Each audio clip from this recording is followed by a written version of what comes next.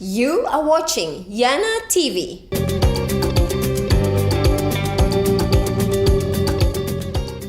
Hi, this is Yana and you're watching YanaTV. And today with us we have Suria Mohd, our YanaTV guest.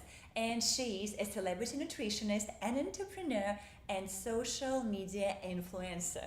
So Suria, thank you so much for coming on the show. Thank you for having me. This is really an awesome show. Amazing initiative. Oh my God, thank you a lot. And you know, I heard you talking on stage on big platforms, and you're absolutely fabulous. Oh, thank you. I can see like today you're that very strong, very empowered woman who is running her own business and living fulfilled life. Now, what I know about people that usually it's not how we start. And The behind the scenes. Yes, behind the scenes. You know, success is always very glamorous when people look at on one side, but actually I would like to know the other side. Yeah. So how was it from the very beginning? You know, what was your journey to become who you are today? So it's like draw the curtains and then turn And them. just be very naked. Yes, like I said that. Yeah, it's about turning all the mess into message. So I'm writing a book on that. It's like called Sparks of Hope, turning mess into message. I love that. So yeah, so it's about that, really talking about my mess, and the mess started right from beginning. So we talk about everything that a woman possibly could experience in terms of abuse, from sexual abuse to physical abuse to emotional abuse, and those things I have been through. And it's easy for me to just talk about it like this candidly right now, like, you know, but I will not imagine being able to say something like this when I was like 17. Yeah. You know, that was when it all happened, and the relationships that didn't work, the abuse, and then I realized that at that time, like staying in a very stuck relationship was all coming from my inside space. It was always not enough. Like it came right from childhood, like where it all came from, you know. So I love my parents. I love my father. Like I have really, really embraced him and forgiven him. He raised me up with the best way he knows how in his capacity at that time. But his way was like, no, I love you, you know, no, I'm proud of you. Oh my None of gosh. that, you know, so it's like the hug that I miss from a father. So I've never had that. So carrying that along with me, it was all this emptiness and this unworthiness, and I was a school dropout also. And there was that space of everyone was going to school and I was not. So it's a lot of that space. Being in Singapore, I felt completely left out of the entire like culture, society, whatever that is here. So I was bumming around, and then I was with an ex-boyfriend who really treated me like literally affirmed what I was all inside, like abused me physically, and I stayed stuck in that relationship for the longest time.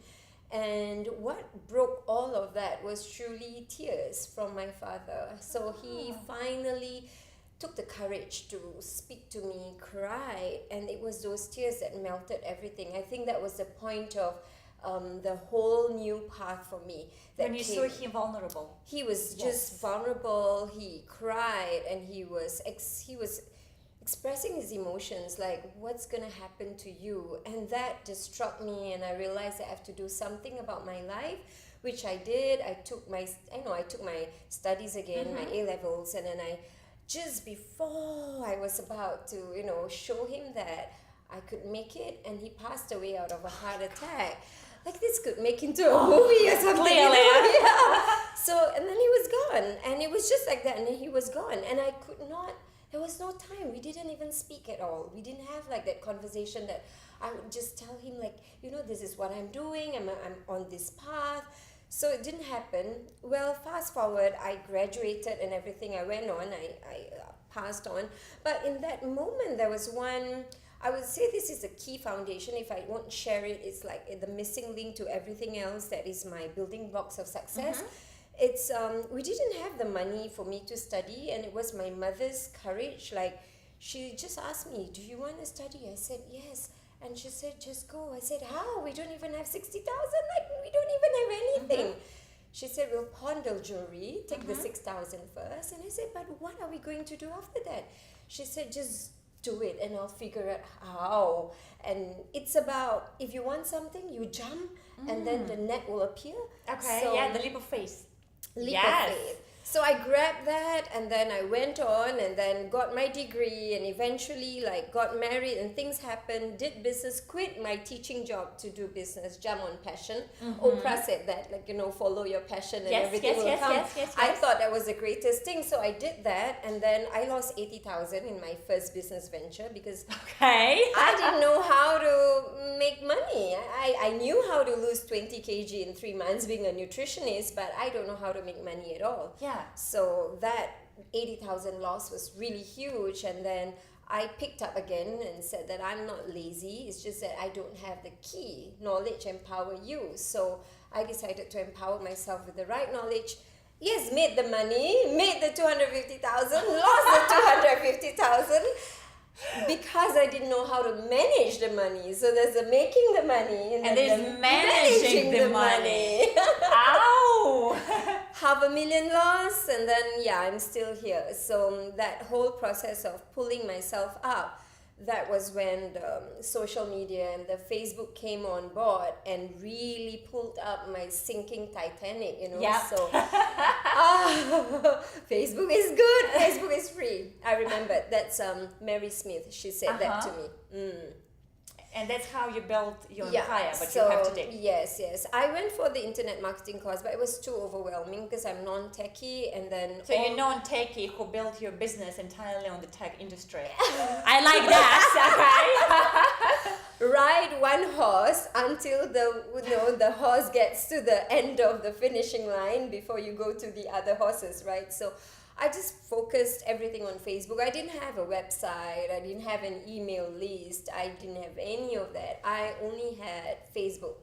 And Facebook became like an open journal for me.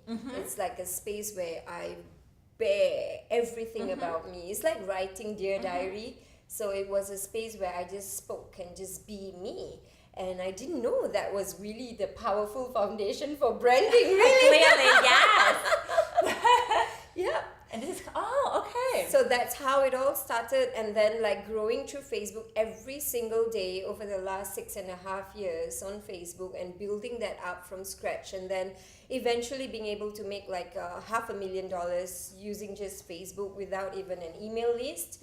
And then like just recently over the last 3 weeks, being hailed as #1 public speaker, public figure, social media influencer in Singapore. So that was like, wow, like I wasn't even like doing Facebook so that I can become #1, so I was just doing my thing, and then the thing just happened to be like what people appreciate. Like, is the engagement on Facebook, is the people that was connected with me on Facebook, like it's that connection. And I read something recently that this is the currency of the latest business trends. It's all about connections, and it's high tech, but it's too much high tech without high touch. And I guess I brought that into the high tech space, and the high touch, and then brought me up to #1.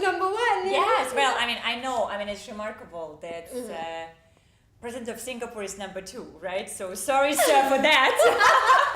President of Singapore, he's like, I think #8 or something. Oh my God, #8. So sorry, sir. Yes, maybe they need to consult you, if they want to raise the profile. So who's #2? #2 is one of the top bloggers in Singapore, Shashwe. Okay. So, and then #3 is some photographer on MediaCorp who has got 1 million plus fans. Oh my God. Yeah. Okay. Well, it's incredible, and just listening, first of all, thank you for sharing. You're most welcome. And when I'm listening to your story, I understand, there are a few things that come up. So #1, that you really did not had like your final aim, I'm gonna be like super famous, or like I'm gonna be, like I wanna be the #1 social influencer, right? No. So what was driving you? Like every day when you would go and do your work, right? So what was that focus that you had day after day after day? Okay, it's It's the tears, really. It's the tears. Okay. It's the tears, it's the tears of, because through that journey when I was down, like minus $500,000 broke. Yep. Okay. And you have take a deep children, breath. right? And I have 2 kids. Yes, And so- they're not staying with me, so they're with my ex-husband. He's doing very well, so they're with them because I was broke. So, I was in the space of how can I raise my dignity, because the tears came from the space, like the kids will come and see me and say that, Umi, they call me Umi, like, they say you don't love us.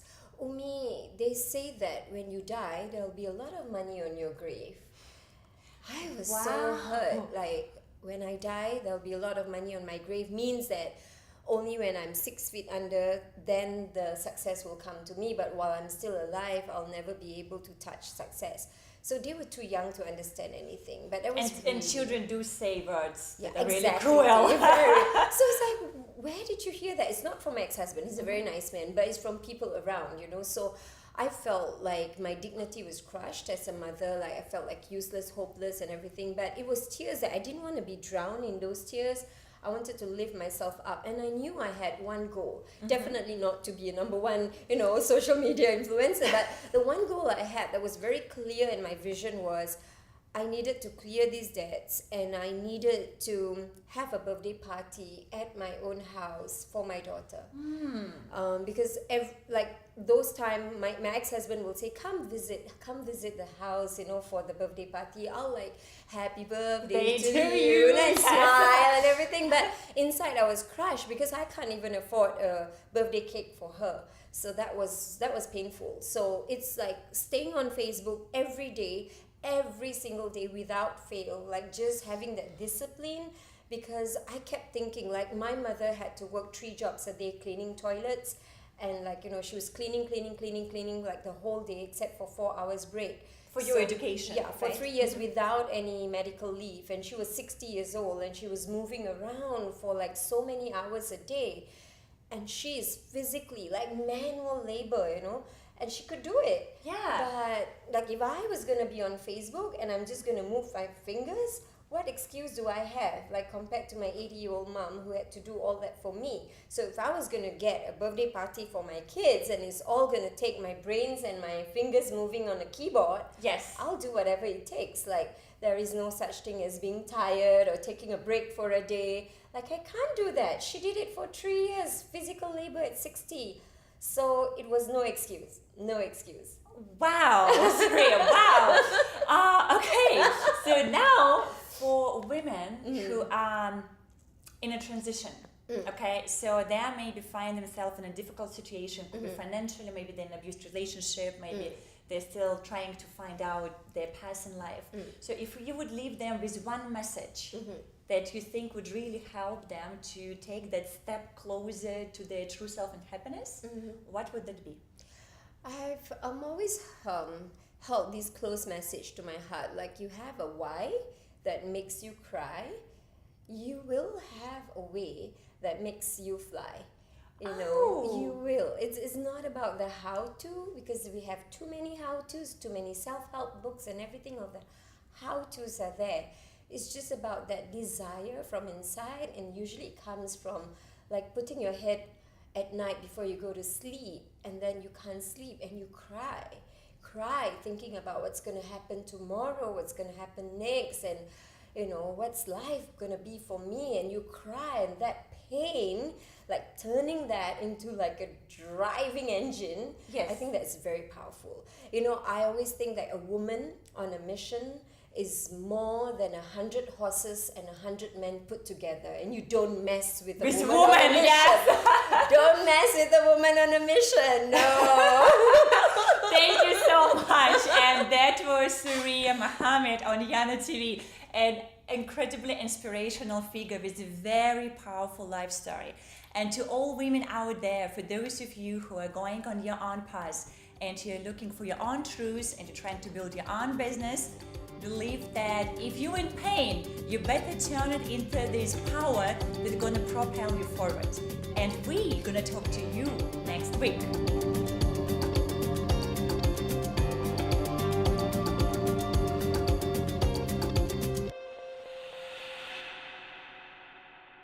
I do so much in my line of work. I work with people all over the world, and my message is the same throughout, whether I'm doing workshops or books or videos or even my nonprofit work in Africa. And it's all about empowering and inspiring people to step into the truth of who they truly are. And you know, a lot of this motivation work and inspiration is like, here's who you have to become. And I believe that you just have to be you. And I believe that's the most powerful thing that anybody can be, because there's nobody like you in the world. You are one of 7 billion people on this planet with your story, your past, your pain, your happiness, your joy, your perspective. And the world needs what you have to say.